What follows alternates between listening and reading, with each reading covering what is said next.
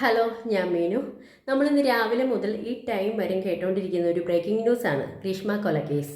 വെറും ഗ്രീഷ്മയല്ല കേട്ടോ, കഷായം ഗ്രീഷ്മ.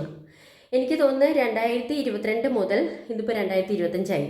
ഏകദേശം ഒരു 2.25 വർഷമായിട്ട് നമ്മളെല്ലാവരും വെയിറ്റ് ചെയ്തിരിക്കുന്ന ഒരു കേസാണ് ഗ്രീഷ്മയുടെ കേസ്.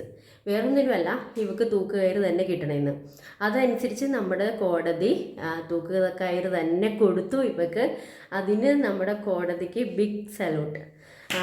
കോടതിക്ക് മാത്രമല്ല, ഇതിൽ പ്രവർത്തിച്ച പോലീസുകാർക്കും എല്ലാവർക്കും, ഇതിൻ്റെ പിന്നാലെ നടന്ന എല്ലാവർക്കും തന്നെ. എത്ര വേദനയായിരിക്കും ആ ചെക്കൻ്റെ കുടുംബം അനുഭവിച്ച്.